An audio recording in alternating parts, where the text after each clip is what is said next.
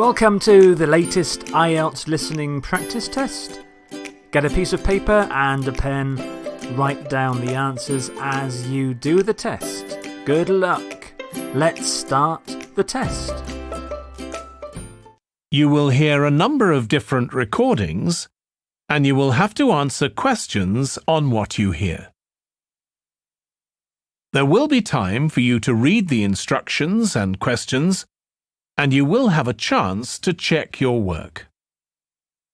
All the recordings will be played once only. The test is in 4 sections. Section 1. You will hear a man inquiring in a tourist centre about activities suitable for families. First, you have some time to look at questions 1 to 4.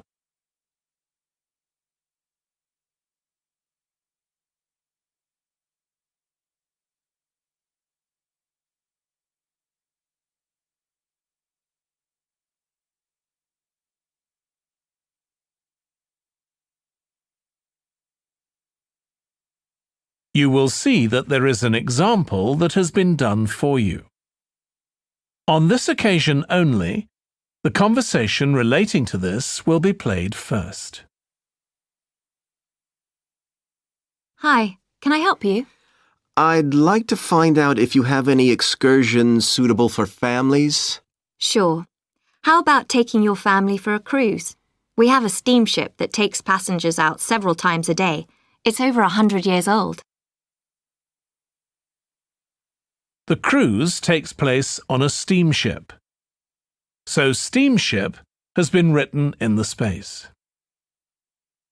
Now we shall begin.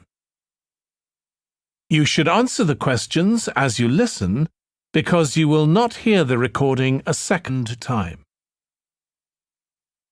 Listen carefully and answer questions 1 to 4.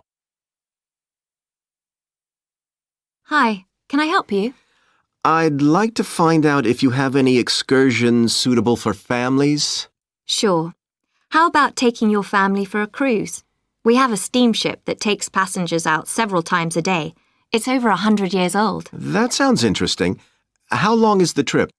About an hour and a half. And don't forget to take pictures of the mountains. They're all around you when you're on the boat and they look fantastic. Okay. And I assume there's a cafe or something on board? Sure. How old are your children? My daughter's 15 and my son's 7. Right. Well, there are various things you can do once you've crossed the lake to make a day of it. One thing that's very popular is a visit to the country farm. You're met off the boat by the farmer and he'll take you to the holding pens where the sheep are kept. Children love feeding them. My son would love that. He really likes animals. Well, there's also a 40-minute trek round the farm on a horse if he wants. Do you think he'd manage it? He hasn't done that before. Sure. It's suitable for complete beginners. Good. And again, visitors are welcome to explore the farm on their own, as long as they take care to close gates and so on. There are some very beautiful gardens along the side of the lake which also belong to the farm. They'll be just at their best now. You could easily spend an hour or 2 there. Okay, well, that all sounds good. And can we get lunch there? You can, and it's very good, though it's not included in the basic cost. You pay when you get there. Right. Before you hear the rest of the conversation, you have some time to look at questions 5 to 10.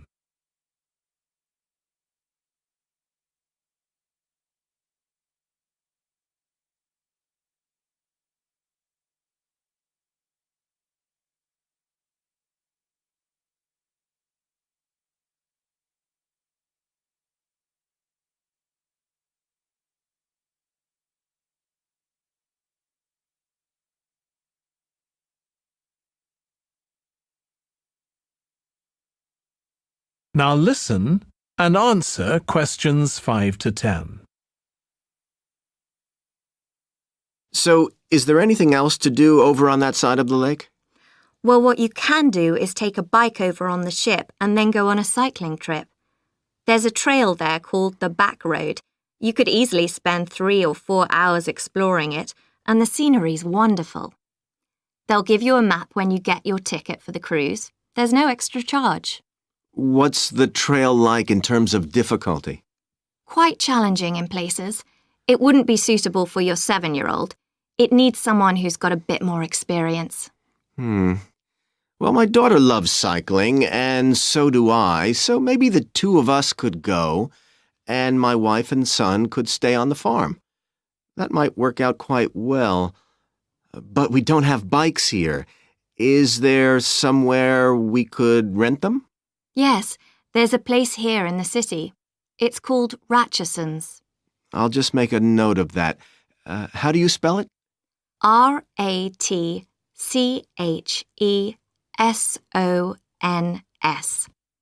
It's just by the cruise ship terminal. Okay.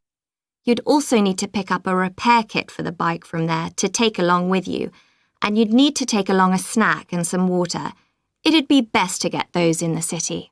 Fine. That shouldn't be a problem. And I assume I can rent a helmet from the bike place. Sure, you should definitely get that. It's a great ride, but you want to be well prepared because it's very remote. You won't see any shops round there or anywhere to stay, so you need to get back in time for the last boat. Yeah. So what sort of prices are we looking at here? Let's see. That'd be 1 adult and 1 child for the cruise with farm tour. That's $117, and an adult and a child for the cruise only, so that's $214 altogether. Oh, wait a minute. How old did you say your daughter was? 15. Then I'm afraid it's $267 because she has to pay the adult fare, which is $75, instead of the child fare, which is $22. Sorry about that. That's okay. So how do we find out? That is the end of Section 1. Section 2. You will hear a restaurant manager talking to a small group of new staff who are starting work as kitchen assistants in a restaurant. First, you have some time to look at questions 11 to 16.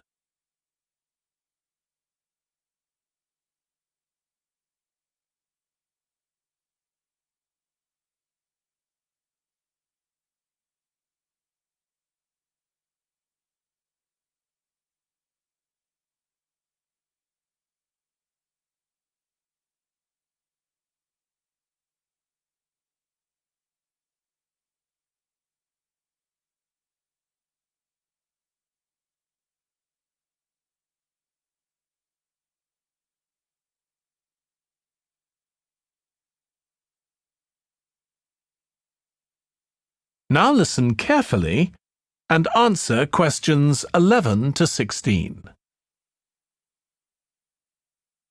Good morning, everyone.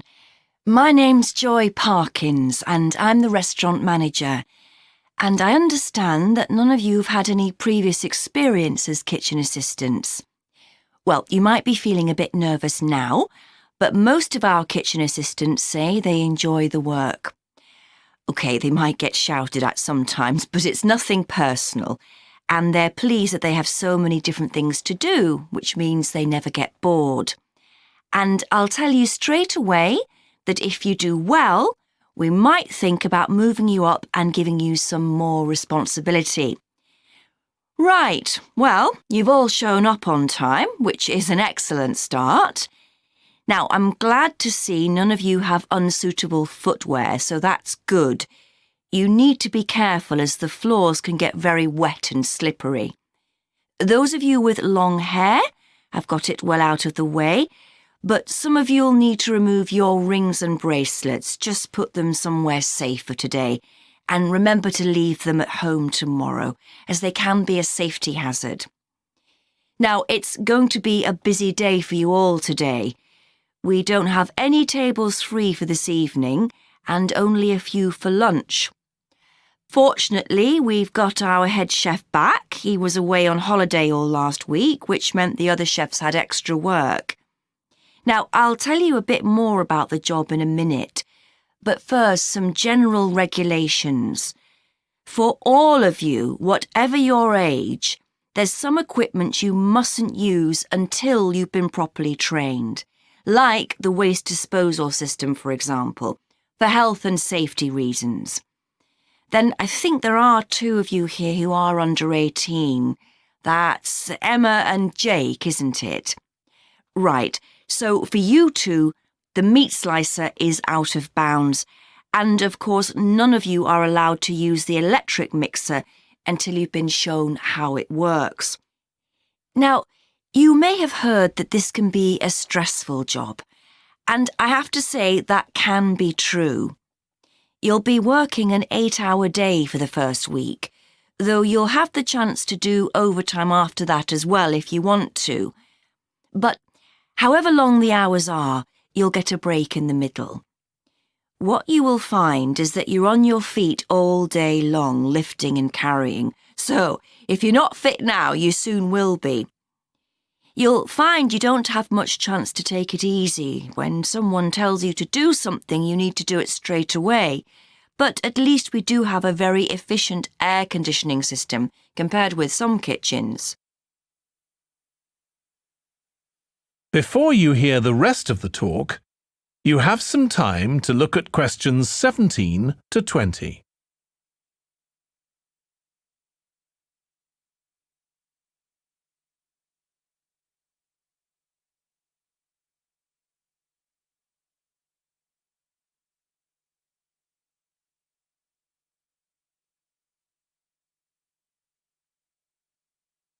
Now listen and answer questions 17 to 20. Now, let me tell you about some of the people you need to know. So, as I said, I'm Joy Parkins, and I decide who does what during the day and how long they work for. I'll be trying to get you to work with as many different people in the kitchen as possible, so that you learn while you're on the job. One person whose name you must remember is David Field. If you injure yourself at all, even if it's really minor, you must report to him, and he'll make sure the incident is recorded and you get the appropriate treatment. He's trained to give basic treatment to staff himself, or he'll send you off somewhere else if necessary. Then there's Dexter Wills. He's the person you need to see if you smash a plate or something like that. Don't just leave it and hope no one will notice. It's really important to get things noted and replaced, or there could be problems later. And finally, there's Mike Smith. He's the member of staff who takes care of all the stores of perishables. So, if you notice we're getting low in flour or sugar or something, make sure you let him know so he can put in an order. OK, now the next thing we need to cover. That is the end of Section 2. Section 3. You will hear 2 students called Trudy and Stuart, who are both studying to be librarians, discussing a paper that they are going to write together. First, you have some time to look at questions 21 to 23.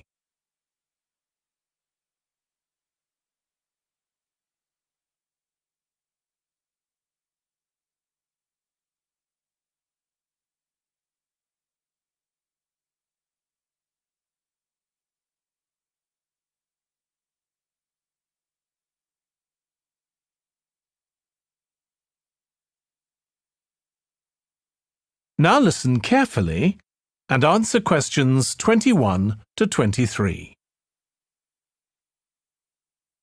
OK, Stuart, we need to start planning our paper on public libraries. Have you thought of an angle yet? Well, there's so much we could look into. How libraries have changed over the centuries, for instance, or how different countries organise them. What do you think, Trudy? Maybe we should concentrate on this country and try and relate the changes in libraries to external developments, like the fact that far more people can read than a century ago, and that the local population may speak lots of different languages. We could include something about changes in the source of funding too. Yes, but remember we're only supposed to write a short paper, so it's probably best if we don't go into funding in any detail. Right. Well, shall we just brainstorm a few ideas to get started? OK. We obviously need to look at the impact of new technology, particularly the internet. Now that lots of books have been digitalised, people can access them from their own computers at home. And if everyone did that, libraries would be obsolete. Yes. But the digitalised books that are available online for free are mostly out of copyright, aren't they? And copyright in this country lasts for 70 years after the author dies.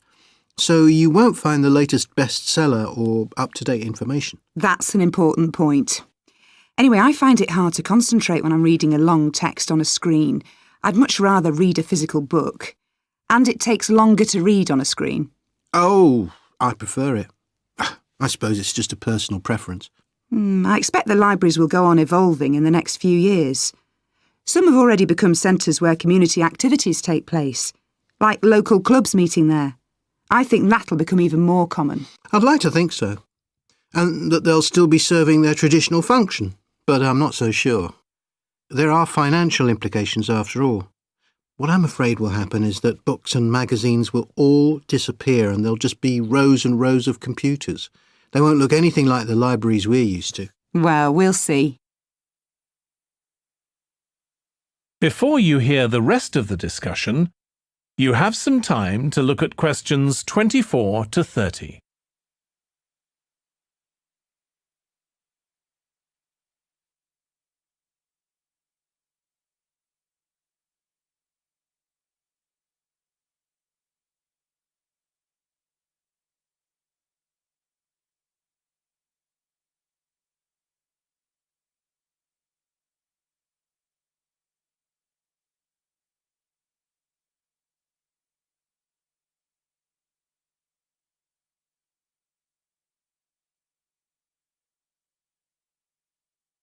Now listen and answer questions 24 to 30.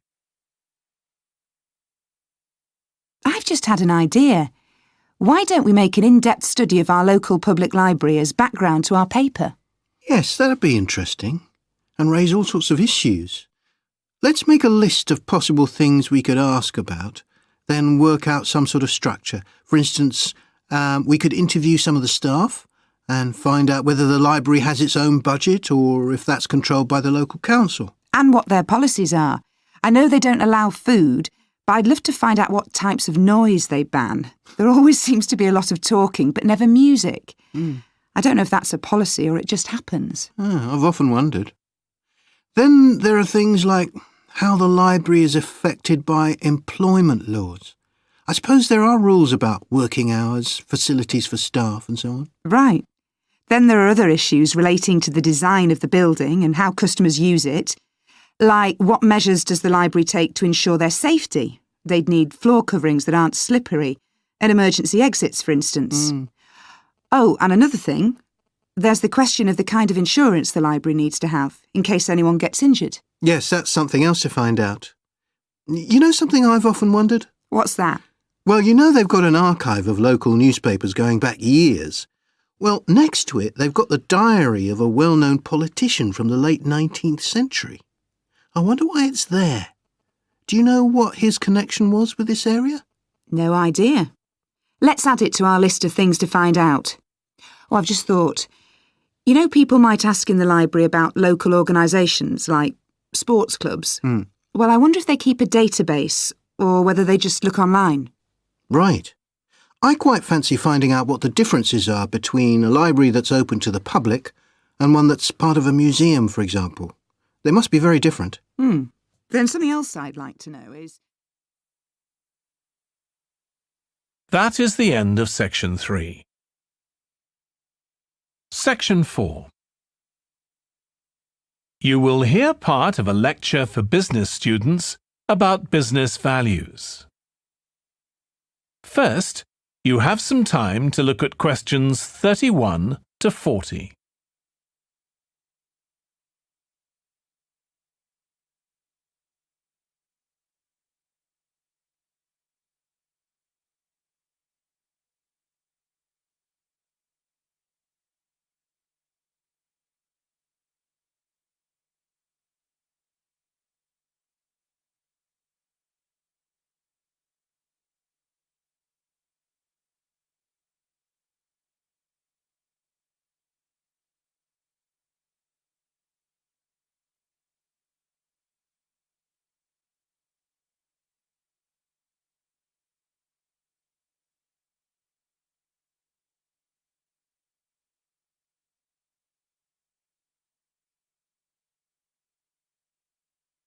Now listen carefully and answer questions 31 to 40. In public discussion of business, we take certain values for granted. Today, I'm going to talk about 4 of them: collaboration, hard work, creativity, and excellence. Most people would say they're all good things. I'm going to suggest that's an oversimple view. The trouble with these values is that they're theoretical concepts, removed from the reality of day-to-day business. Pursue values by all means, but be prepared for what may happen as a result. They can actually cause damage, which is not at all the intention. Business leaders generally try to do the right thing, but all too often the right thing backfires if those leaders adopt values without understanding and managing the side effects that arise. The values can easily get in the way of what's actually intended. Okay, so the first value I'm going to discuss is collaboration. Let me give you an example. On a management training course I once attended, we were put into groups and had to construct a bridge across a stream using building blocks that we were given. The rule was that everyone in the team had to move at least one building block during the construction. This was intended to encourage teamwork. But it was really a job best done by one person. The other teams tried to collaborate on building the structure and descended into confusion, with everyone getting in each other's way. Our team leader solved the challenge brilliantly. She simply asked everyone in the team to move a piece a few centimetres to comply with the rule, and then let the person in the team with an aptitude for puzzles like this build it alone. We finished before any other team. My point is that the task wasn't really suited to team working, so why make it one? Teamwork can also lead to inconsistency, a common cause of poor sales. In the case of a smartphone that a certain company launched, one director wanted to target the business market, and another demanded it was aimed at consumers. The company wanted both directors to be involved, so gave the product a consumer-friendly name, but marketed it to companies. The result was that it met the needs of neither group.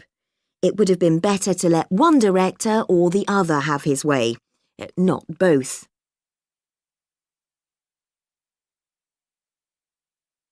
Now, industriousness, or hard work. It's easy to mock people who say they work hard. After all, a hamster running around in a wheel is working hard and getting nowhere. Of course, hard work is valuable, but only when properly targeted. Otherwise, it wastes the resources that companies value most, time and energy, and that's bad for the organisation. There's a management model that groups people according to 4 criteria: clever, hard-working, stupid, and lazy. Here, lazy means having a rational determination not to carry out unnecessary tasks. It doesn't mean trying to avoid work altogether. Most people display 2 of these characteristics, and the most valuable people are those who are both clever and lazy. They possess intellectual clarity and they don't rush into making decisions. They come up with solutions to save the time and energy spent by the stupid and hard-working group. Instead of throwing more man-hours at a problem, the clever and lazy group looks for a more effective solution. Next, we come to creativity. This often works well. Creating an attention-grabbing TV commercial, for example, might lead to increased sales. But it isn't always a good thing. Some advertising campaigns are remembered for their creativity without having any effect on sales. This happened a few years ago with the launch of a chocolate bar. Subsequent research showed that plenty of consumers remembered the adverts, but had no idea what was being advertised. The trouble is that the creator derives pleasure from coming up with the idea and wrongly assumes the audience for the campaign will share that feeling. A company that brings out thousands of new products may seem more creative than a company that only has a few, but it may be too creative and make smaller profits. Creativity needs to be targeted to solve a problem that the company has identified. Just coming up with more and more novel products isn't necessarily a good thing. And finally, excellence. We all know companies that claim they strive for excellence, but it takes a long time to achieve excellence. In business, being first with a product is more profitable than having the best product. A major study of company performance compared pioneers, that is, companies bringing out the first version of a particular product, with followers, the companies that copied and improved on that product. The study found that the pioneers commanded an average market share of 29%, while the followers achieved less than half that, only 13%, even though their product might have been better. Insisting on excellence in everything we do is time-consuming, wastes energy, and leads to losing out on opportunities. Sometimes second-rate work is more worthwhile than excellence.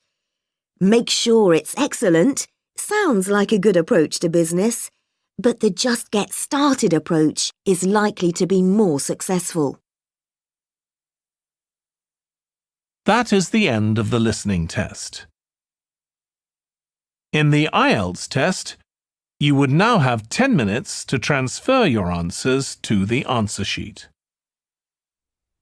Here are the answers to the listening test. For section 1, number 1, mountains. 2, horse. 3, garden or gardens. 4, lunch. 5, map. 6, experience. 7, Ratchesons. Make sure your spelling is correct. 8, helmet. 9, shops. 10, 267. For section 2, 11 is A, 12 is A, 13 C, 14 C, 15 is A or E, 16 again A or E, 17 F, 18 C, 19 D, 20 B. Section 3, 21 B, 22 C, 23 C, 24 budget, 25 employment, 26 safety, 27 insurance, 28 diary, 29 database, 30 museum. And section 4, 31 damage, 32 side effects, 33 bridge, 34 confusion, 35 smartphone, 36 resources, 37 unnecessary or not necessary, 38 chocolate bar, 39 problem, and 40 market share. So count up your total score and you can convert that into a band score. So band 4 is 9 to 15, band 5 16 to 22, band 6 23 to 29, band 7 30 to 34, band 8 35 to 38, and band 9 39 to 40. So I hope you did well in the test. Please share the video if you liked it, like it, and don't forget to subscribe to the channel for more videos like this.